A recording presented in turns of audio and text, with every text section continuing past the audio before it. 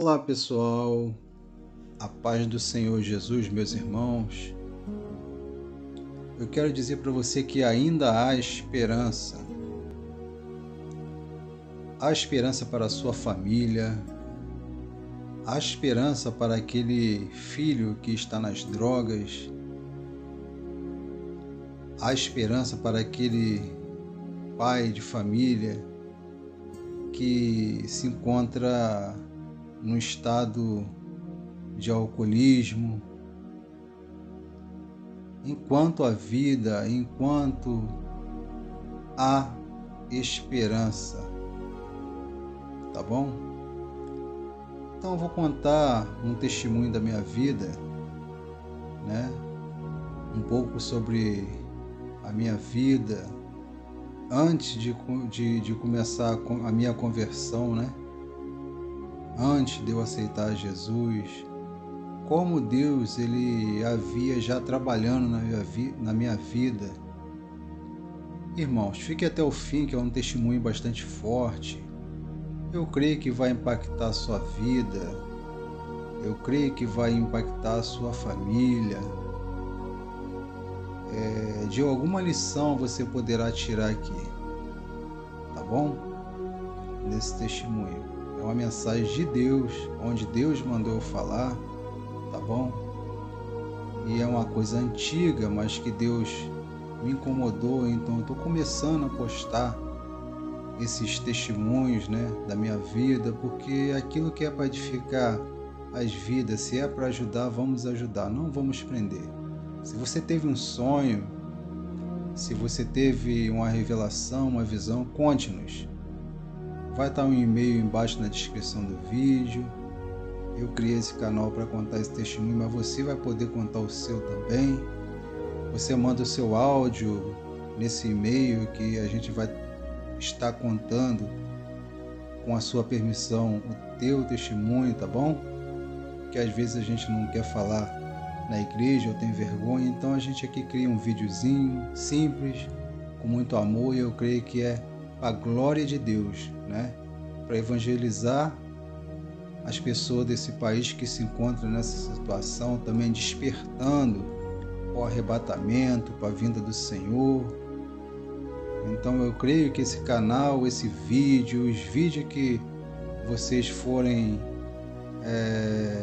nos passando áudio para que nós possamos produzir, será bênção também na vida das pessoas. Então eu vou contar, mas antes eu peço a você que se inscreva no canal, ative o sininho das notificações, deixe o seu like, seu comentário, que é muito importante, tá? Se você quiser, você pode colocar também que teve um sonho.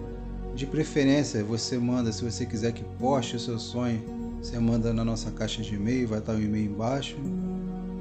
Então, meus irmãos, sem mais delongas, que esse vídeo é um pouquinho longo, e além desse vídeo eu ainda vou mostrar mais para frente a segunda parte desse vídeo, talvez tenha a terceira, que a minha vida dá praticamente um livro, então não seria possível gravar em somente um vídeo. Fica um pouco difícil, fica grande, às vezes eu tenho que escrever para estar lembrando certinho das mensagens e estar passando para você, tá bom? Então, meus irmãos, quando eu era um jovem, né, muito ainda adolescente, eu cresci na igreja com meus pais, eles sempre me ensinando ali o caminho, né, o caminho correto.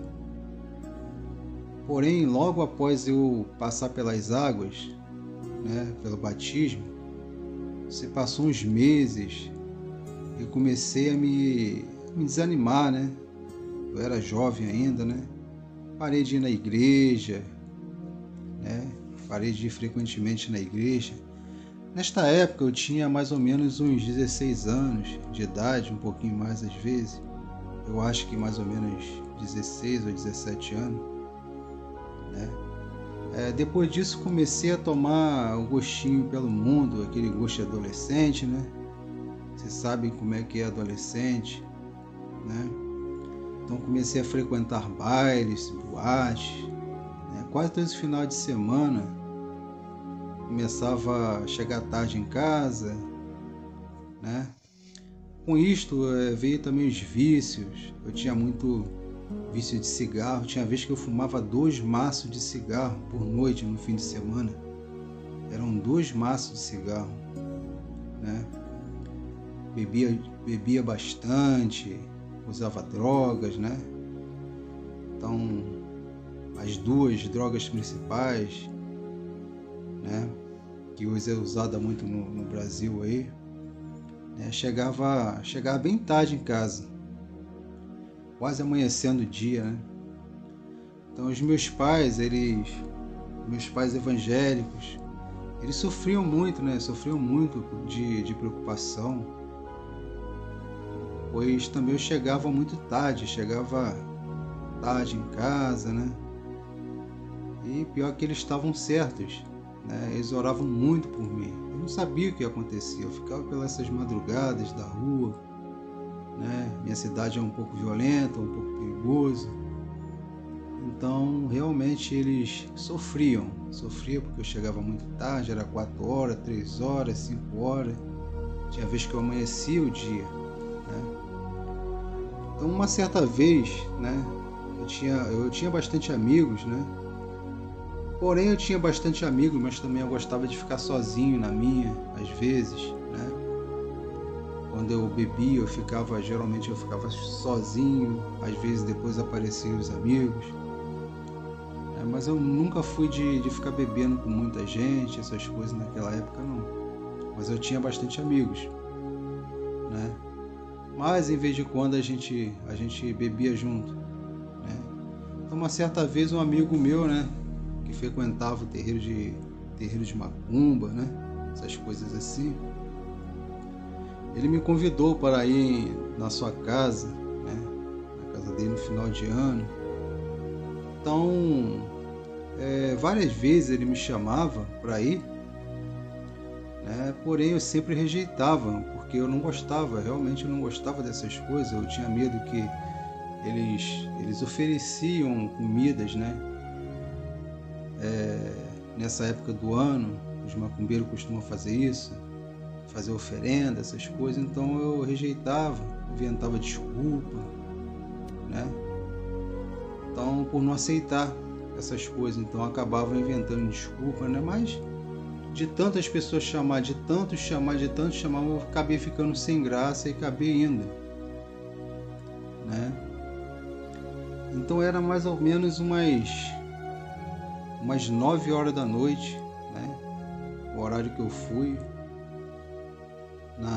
na casa dele, né? Comemorar o ano novo. Nessa época era ano novo. Ali bebemos muito, usamos drogas, tinha muita coisa ali, tinha fartura de comida, roda de samba. E me lembro que saí dali mais ou menos, já estava bem ruim, eu estava embriagado, né? E também cheio de drogas, né? Por volta de 3:30 da madrugada. Meu pai era um homem muito espiritual, ele era servo de Deus, né? Ele era um presbítero da igreja. Ele tinha dom de visão, dom de revelação, ele tinha dom de sonhos também, né? Meu pai era um homem usado por Deus, ele era uma pessoa bem usada por Deus mesmo, né? Nesta época eu já tinha mais ou menos 27 anos de idade.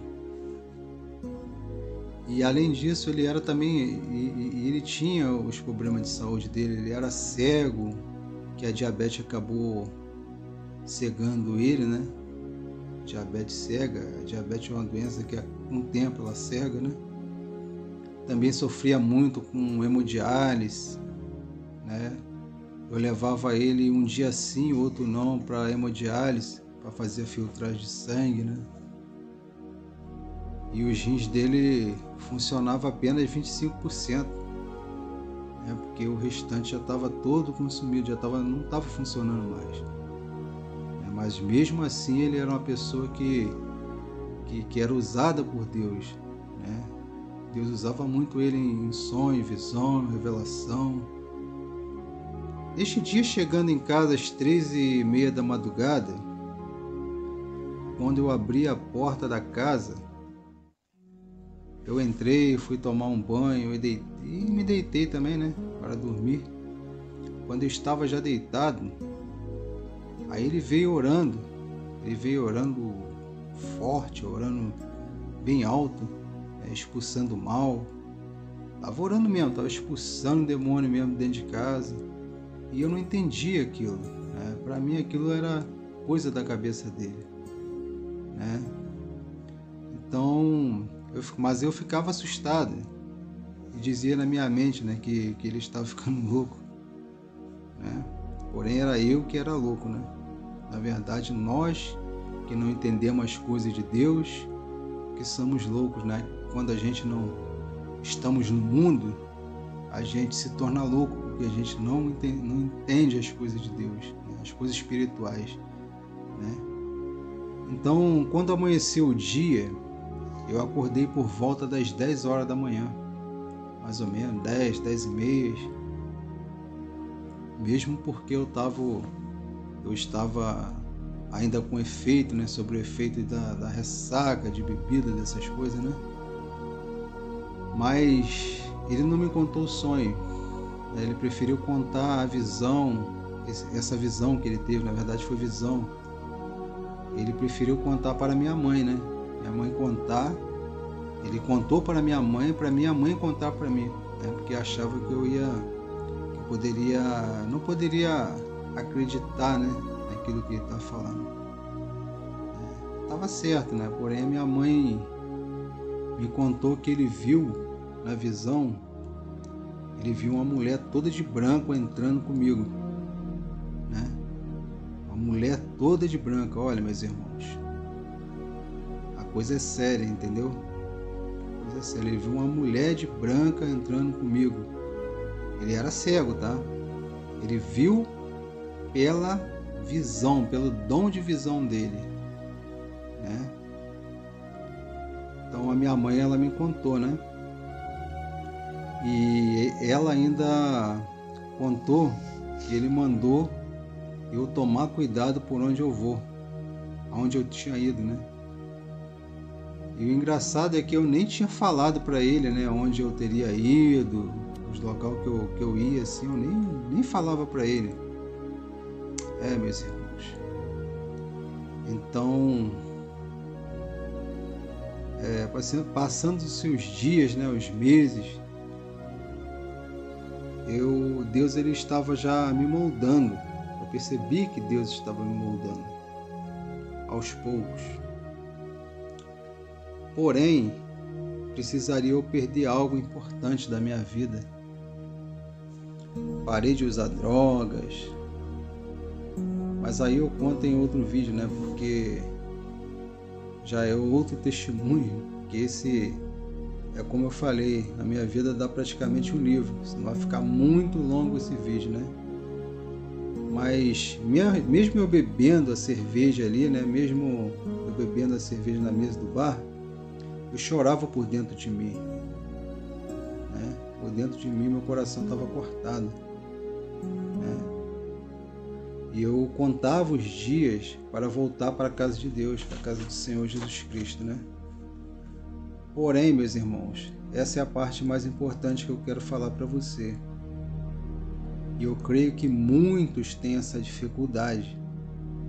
E é por isso que eu estou contando esse testemunho, porque eu queria chegar até essa parte do vídeo. Eu queria que você chegasse até essa parte.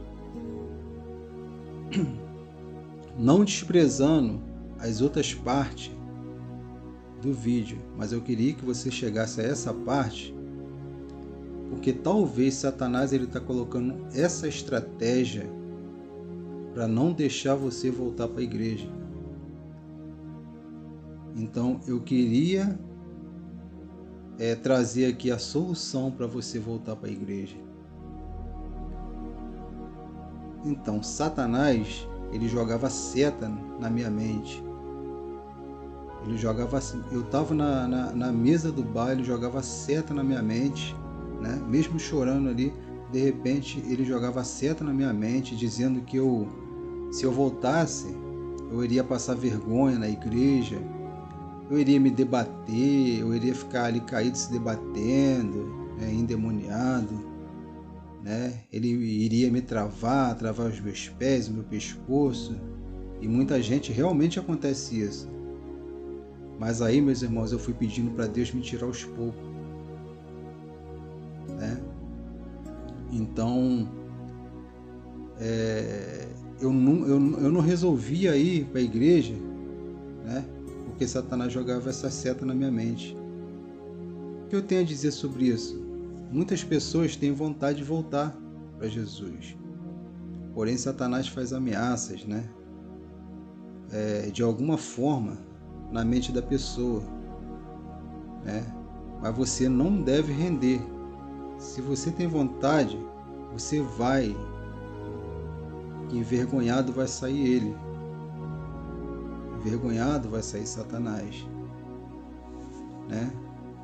Então, eu queria que você prestasse bem atenção nessa parte também, que eu fui preciso perder algo na minha vida para poder voltar para Jesus, né?